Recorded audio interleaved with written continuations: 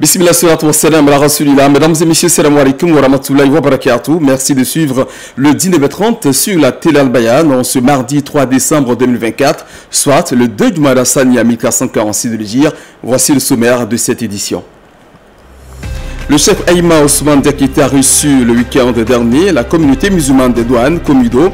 À cette occasion, l'organisation a été présentée au guide de la communauté musulmane de Côte d'Ivoire.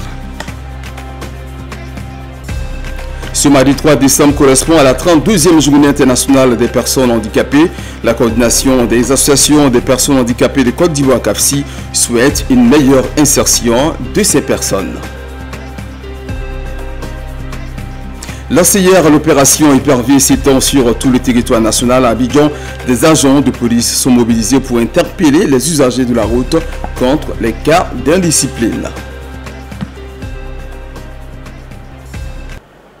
C'est tout pour le sommaire. Bienvenue à toutes et à tous. Parlons à présent des activités du Conseil supérieur des imams des mosquées et des affaires islamiques COSIM.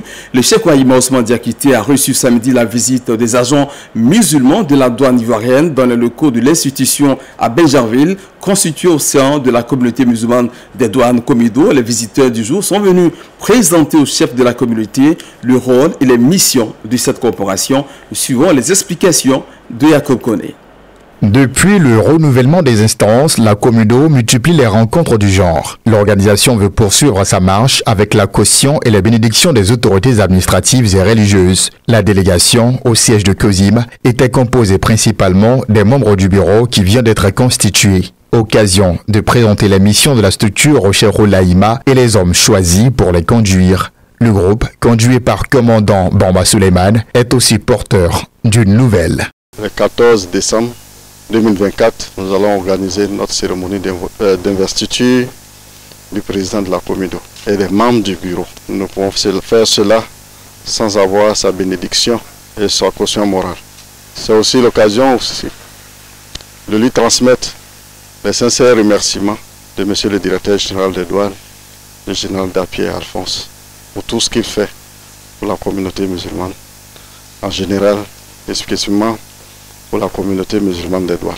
Cheikh Aïma Ousmane Diakité s'est réjoui de l'existence d'un tel organisme qui réunit les musulmans au sein de la douane. Il a appelé les membres à être vecteurs de consolidation de la cohésion sociale dans le respect des principes de l'administration. Nous avons exprimé notre joie et notre satisfaction et souhaité que cette communauté connaisse un développement harmonieux. Nous avons prié pour l'ensemble des membres de la communauté des douanes ivoiriennes et pour toute la Côte d'Ivoire. Nous avons exprimé notre grande fierté de voir nos soldats qui défendent les intérêts économiques de la République se mettre ensemble dans un cadre spirituel, ce qui est une force supplémentaire. Le président du COSIM a assuré de sa présence à la cérémonie d'investiture du bureau prévue le 14 décembre prochain.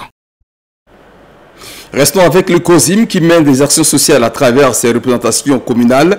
La section de Koumassi a initié samedi dernier une opération de don de sang en collaboration avec le Centre national de transfusion sanguine CNTS, un programme pour aider à renforcer la banque de sang nationale. Fatma Kodio pour plus de précisions. L'opération de don de sang s'est déroulée sur 3 sites dans la commune de Koumassi, dont la grande mosquée et celle du Grand Campement. C'est à cœur joie que les fidèles musulmans ont répondu à l'appel du cheikh Daouda Konaté en donnant leur sang afin de sauver des vies. C'est très important pour toute la nation. Il faut qu'on donne le sang des fois aussi pour aider les gens qui sont en besoin, des personnes qui ont besoin de sang. Donc c'est pour cela que je fais ce don de sang là, c'est pour sauver des vies et puis aider les gens aussi. La donnée du sang vraiment, ça nous plaît, puisque ça va aller aider quelqu'un d'autre. Nous on est fait pour s'aider, s'entraider entre nous-mêmes. Il y en a qui ont besoin de ça, ils ne peuvent pas avoir sans nous. Donc Dieu nous a donné, donc il faudra aussi qu'on aide ceux qui n'en ont pas, Inch'Allah. L'adhésion des fidèles musulmans à cette action humanitaire n'a pas laissé indifférents les organisateurs. Nous avons des messages à tous ceux et celles aussi qui sont venus participer à l'opération de don de sang et pour les remercier infiniment car l'information a été lancée. On a fait aussi les mobilisations aussi et dire aussi que d'avoir répondu aussi à cet appel aussi au nom d'Allah et au nom du prophète Mohammed sallallahu alayhi wa sallam. et pour dire aussi que c'est un acte humanisme et qui profite à eux, les mérites, et qui profite aussi à ceux qui sont aussi malades, qui en ont les besoins dans les hôpitaux. Selon l'OMS, la Côte d'Ivoire a besoin d'au moins 250 000 poches de sang chaque année pour atteindre l'autosuffisance en produits sanguins. 2 mois après la célébration officielle de la naissance du prophète de l'islam, le musulman continue de rendre hommage au messager d'Allah subhanahu wa ta'ala. C'est le cas de la communauté musulmane d'Abobo, suivant les explications d'Amaradia Rassouba et Mariam Doukouré.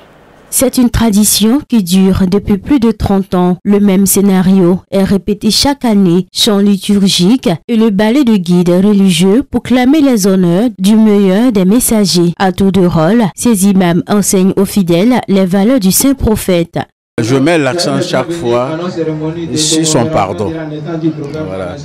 Grâce à quoi aujourd'hui, tu vois que le musulman dans tous les pays, ils ont ce flambeau-là de la tolérance. Parce que le prophète alayhi salatu wa salam nous enseigne. Il dit pour avoir une éducation. Et cette éducation-là, spirituelle, il faut savoir être quelqu'un qui pardonne. C'est pour conscientiser plus ou moins la communauté musulmane de tous les thèmes, parce que nous traitons tous les thèmes possible pour que l'islam soit toujours en lumière. Ici à Abobo, l'événement revêt une saveur particulière. En témoigne l'engouement et la présence massive des fidèles. C'est une célébration qui est très logique, vu que c'est la célébration de la naissance de notre prophète de l'islam. C'est des sentiments de joie qui m'animent. Voir tout le monde réuni pour la cause du prophète sallallahu alayhi wa sallam. Donc c'est simplement la joie qui nous anime. Dans le monde, le Mawlid est célébré de manière générale le 12 Rabiul Awal. Au chapitre de cette édition, le maire de la ville française de Nice est en visite de travail en Côte d'Ivoire depuis ce lundi. Après avoir rencontré le Premier ministre, Christian Estrosi a échangé avec le ministre gouverneur d'Abidjan, moment qui s'est soldé par la signature d'un accord de convention qui porte sur plusieurs projets. Ce partenariat entre Nice et Abidjan devrait permettre d'améliorer le cadre de vie et le bien-être des populations du district d'Abidjan. Youssou Traoré et Madame Doukouré. C'est dans un cadre solennel en présence de différents vice-gouverneurs et une délégation venue de Nice, ville française située sur la Côte d'Azur, que s'est tenue la signature de ces deux conventions entre le district autonome d'Abidjan et la ville de Nice. Une alliance qui concrétise une décennie de jumelage entamée en 2013 et qui prend aujourd'hui une nouvelle dimension. Et nous sommes arrivés à la conclusion que c'est un jumelage qui a porté ses fruits, qu'il faut approfondir. Bien sûr, les points qui ont été relevés, à savoir l'urbanisme, mais également le réchauffement climatique, du fait de la montée, notamment donc, du niveau de la mer, ces points ont fait donc l'objet d'une attention particulière dans nos échanges. Au cœur de ces accords, des projets ambitieux tels que la mise en place d'un système d'information géographique, des échanges techniques entre les deux agences d'urbanisme et des initiatives pour contrer les effets du changement climatique.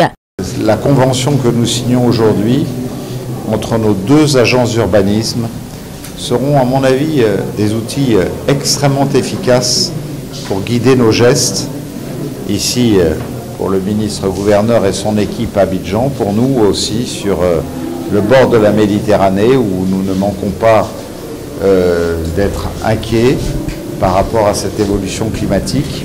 Cette signature renforce la coopération entre Abidjan et Nice et confirme leur engagement à construire des villes durables pour leur population. L'opération Épervier 10 est lancée depuis ce lundi 2 décembre sur l'ensemble du territoire national.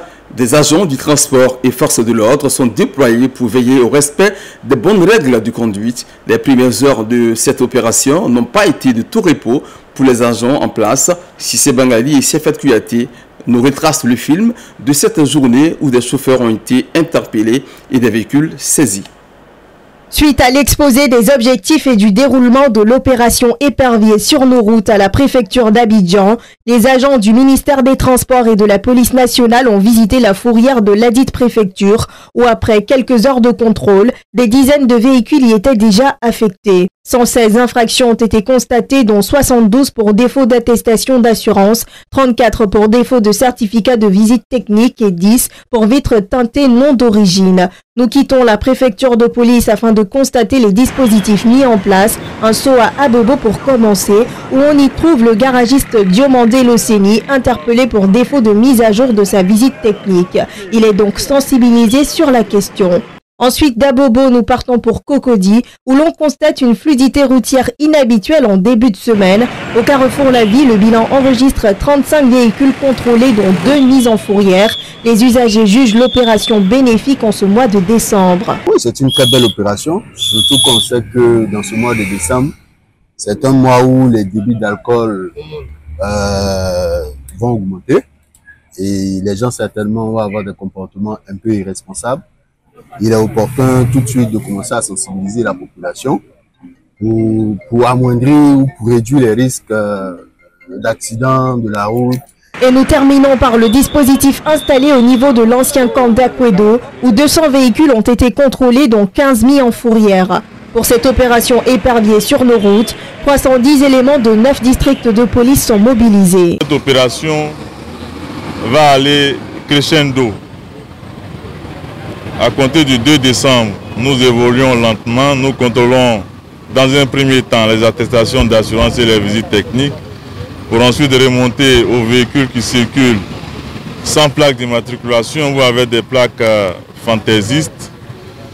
L'opération va s'étendre également aux engins à 2 et 3 roues. Ce matin, avec M. le directeur général des transports terrestres et de la circulation, nous effectuons une visite terrain.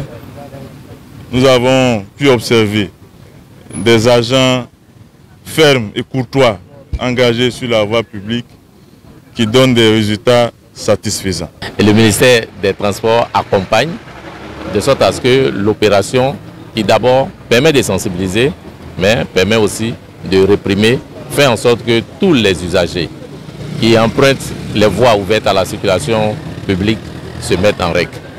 Nous appelons tous les Ivoiriens à se conformer au texte, à se mettre en règle.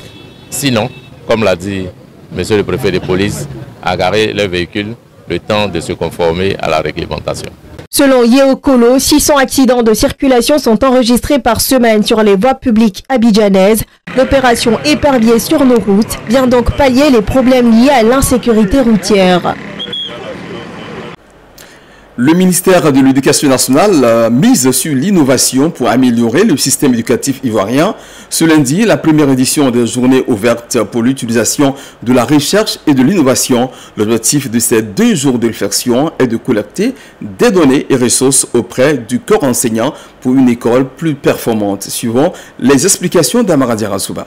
Chercheurs, scientifiques, enseignants et membres du ministère de l'Éducation nationale, tous réunis, réfléchissent sur un modèle inclusif pour améliorer le système éducatif en Côte d'Ivoire. Le pays, à l'instar des nations du monde, a connu des dysfonctionnements, notamment dus à la Covid-19. L'État ivoirien veut pallier ce mal par l'instauration de ces journées ouvertes, axées sur l'utilisation des recherches et de l'innovation.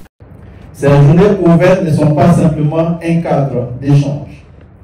Elles sont une opportunité exceptionnelle de réflexion collective sur l'impact concret de la recherche et de l'innovation dans la transformation structurelle de nos écoles, collèges, lycées et universités.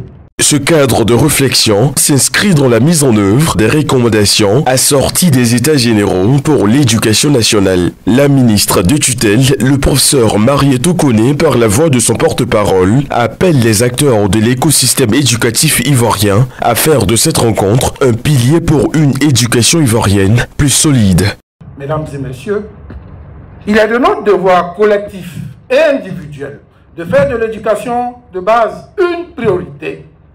Je lance ici donc un appel à tous les acteurs, chercheurs, parents, enseignants, partenaires techniques et financiers, pour unir nos forces et poursuivre cet exaltant combat. Pour les acteurs de l'éducation, la solution serait de faire barrage au fléau extra-éducatif. Mais l'autre impact très important de notre recherche, c'est la question de la réduction du travail des enfants. voyez-vous, la question de l'éducation, c'est un écosystème global. On y retrouve à la fois, certes, les questions d'éducation, mais aussi les questions du travail des enfants, extra éducatif, mais aussi les questions du travail des enfants, l'amélioration de la qualité nutritionnelle des enfants. Tout ceci contribue à avoir un écosystème favorable qui impacte durablement la qualité de l'apprentissage. Voilà. Politique éducative, modèle pédagogique, innovation et recherche scientifique sont entre autres les axes sur lesquels portent ces échanges. Le monde célèbre aujourd'hui la 32e journée internationale des personnes handicapées. En Côte d'Ivoire, la CAPSI, coordination des associations des personnes handicapées de Côte d'Ivoire, milite en faveur d'une meilleure insertion de ces personnes, suivant les explications de Rasman Kaboré et Djamila Sidibé. Actuellement, je suis chômeur. J'ai des enfants. Il y a des structures qui me refusent parce que je suis handicapé, soit le service à hauteur, soit le service à des difficultés pour y arriver. Lui, c'est Abiyou Roger. La quarantaine révolue, il vit avec un handicap depuis la naissance. Ce père de famille affirme être régulièrement victime de discrimination à cause de son état physique. À l'occasion de la célébration de la 32e journée internationale des personnes handicapées, Abiyou Roger garde encore des incertitudes. Chaque année, c'est la même chose. Nous déposons des doléances auprès des autorités, mais c'est toujours la même chose. Donc, j'aimerais, ma doléance de cette année est que ils nous prennent en charge au moins, même des personnes qui sont diplômées, des personnes qui ne sont pas diplômées. Ceux qui ne sont pas diplômés, qui lui font faire des formations, qui lui donnent aussi des activités, qui les financent aussi. Maintenant, ceux qui ont des diplômes aussi, qui trouvent aussi une place à la fonction publique ou bien dans les entreprises privées. La coordination des associations de personnes handicapées se veut le porte-voix auprès des autorités en faisant la promotion du leadership des personnes handicapées. La fêtière l'a exprimé à travers une déclaration.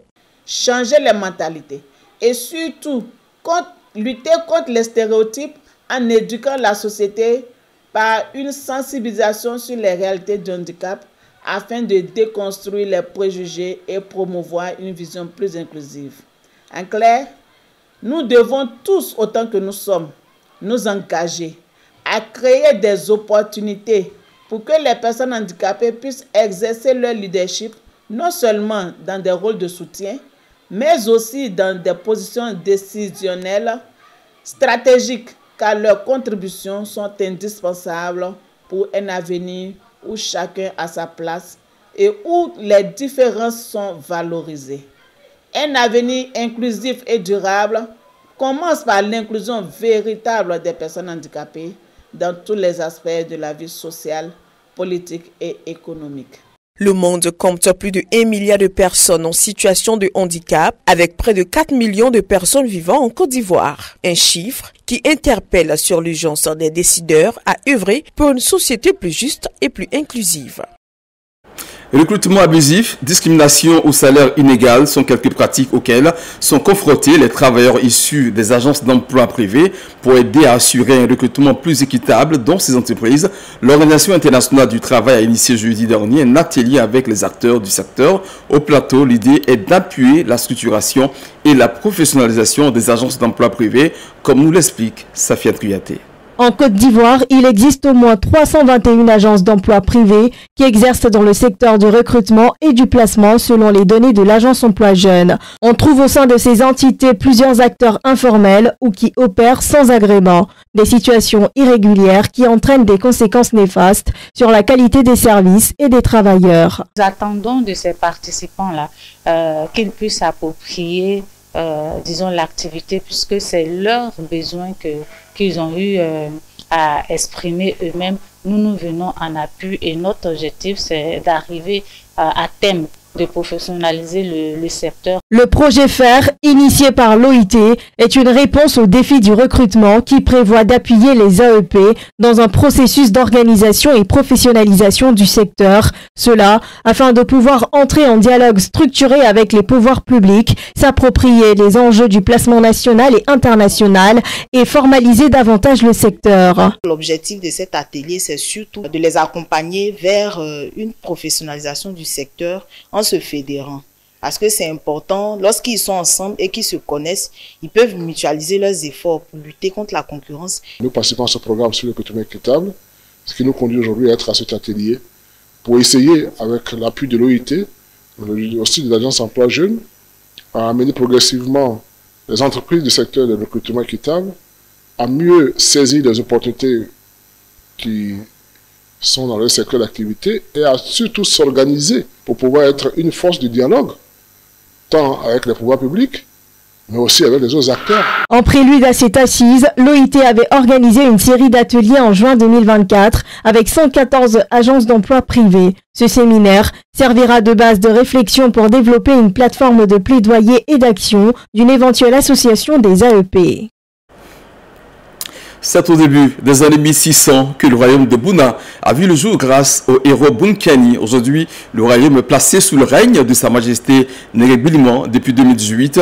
Il a désormais 400 ans. Pour marquer le coup, le vice-président de la République s'est lui-même rendu dans le nord-est de la Côte d'Ivoire lors de ses festivités tenues les 29 et 30 novembre 2024. Je vous propose de suivre le compte-rendu d'Alassane Ouattara.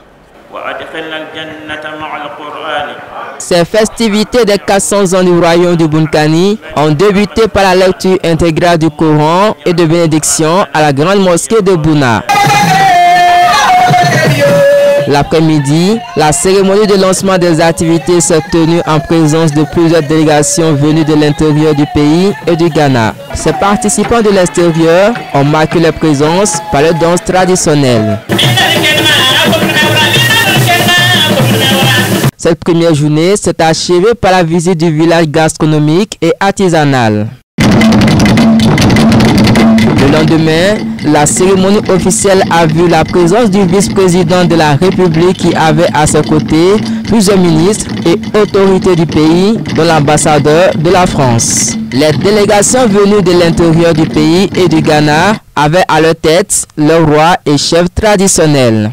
Ces 4 siècles d'existence du royaume de Bouna, qui en font, selon Boutillier, anthropologue et écrivain français, le plus ancien de notre pays, témoignent de la résilience, de la sagesse et de l'unité des peuples de cet espace. Le vice-président a exhorté les populations du Bunkani à s'inspirer des valeurs nobles incarnées par le royaume pour consolider la cohésion sociale. Je vous exhorte, chers frères et sœurs de Bouna, à préserver le respect mutuel, la concertation et le vivre ensemble.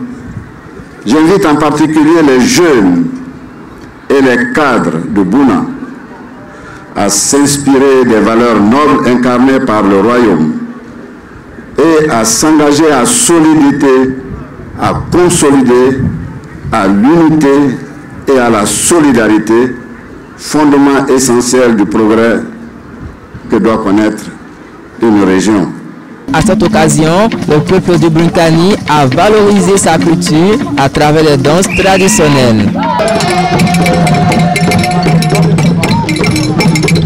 Les festivités ont pris fin avec l'inauguration du Palais Royal. C'est la fin de cette édition. Merci de l'avoir suivi. Inch'Allah, demain, retrouvez Kanate Kassoum pour un autre journal. D'ici là, portez-vous bien. Wassalamu alaikum wa rahmatullahi wa barakatuh.